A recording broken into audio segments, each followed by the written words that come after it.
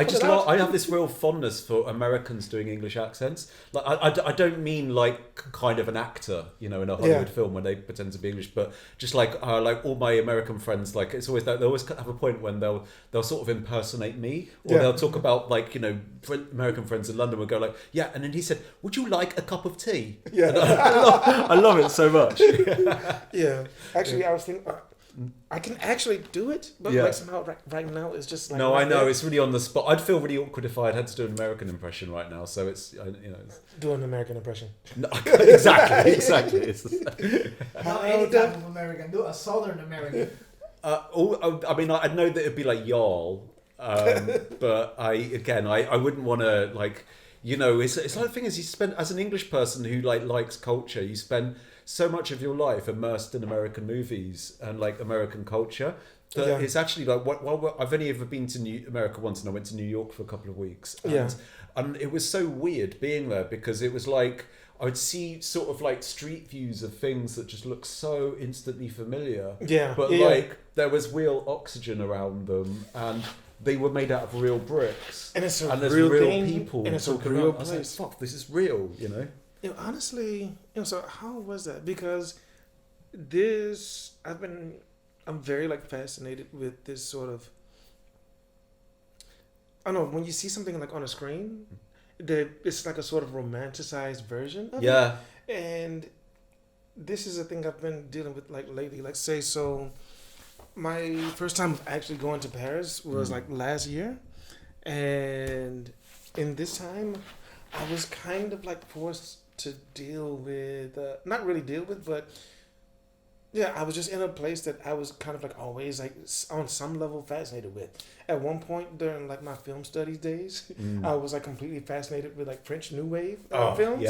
And so just to be like in Paris in that case, I was just kind of like, you have your copies of the New York Herald Tribune, and you're kind of, running through that gallery and stuff like that. I mean, it's like somehow, like I used to, there was a couple of people that I used to like really love. But then between that fact, and then also, so we were talking about like California, people moving there for work. Funny thing that happened after I left Atlanta, a lot of people started to come there for filming and things. So now there's a lot of shows that come on TV, and like I know that they're filmed in Atlanta, and it's like this very weird thing because that's never happened to me in my entire life. Right. So you're kind of going like, why is this cool, or why is this? Yeah, like how did this happen? And I know that it's because the state of like Georgia made incentives to try and bring the movie industry there. But at the same time, it's just like this sort of like weird thing. Like, say for example, like the one I tell, like the two stories I tell the most are when I was watching Watchmen, and they tried to make it seem like the center of Tulsa, where one of the big showdowns in the series was supposed to be in Tulsa. That shit wasn't in Tulsa. That shit was in Decatur Square. Like I have like memories of being like in Decatur Square. Basically, some fond, some not so fond. And then also like in the show Atlanta, there's one scene where they filmed in like a Zestos, and he was trying to get like a kids meal. And the thing is like I completely sympathize with that because I actually did that because outside of that Zestos, I used to like sell CDs. So, in a shop or? Oh no, on the street. Oh really? Right. Yeah. Okay. So like I didn't have a lot of places to sell it, so I just like made music, burnt like different like albums.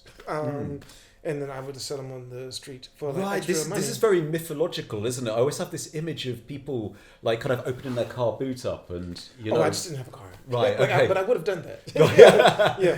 So I just had like a sack. And then I was like sitting out there, and then people walk by, and you just like speak to them. Wow. Okay. And so I would do that, but in the middle of doing that, it would also be a case of I would go to the Zestos, and being that I didn't have that much money, I would ask for the kids' meal.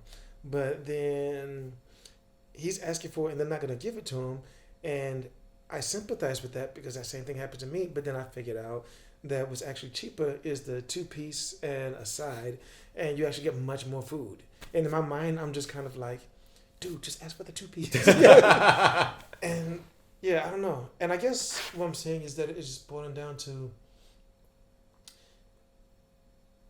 dealing with the romantic ideals of the way that these things are like pushed and perceived. Yeah, there is. I mean, this is a really interesting point, actually. I think, like, and you started by sort of talking about Paris, which is sort of so romantically distilled into a package version of it as well, isn't it? And it's funny when you kind of come from a place or you really know the sort of origin story, which isn't even an origin story; it's just life. Exactly. And then it kind of becomes somehow this kind of they sort of as we were talking about earlier on, saying, where did you come from? And I said, well, I tell people London, but actually it's from the South Coast, but people have heard of London. It's like that's kind of what they're doing in Atlanta, isn't it? By sort of, they're kind of condensing it down to something that just works as a soundbite a little bit more than...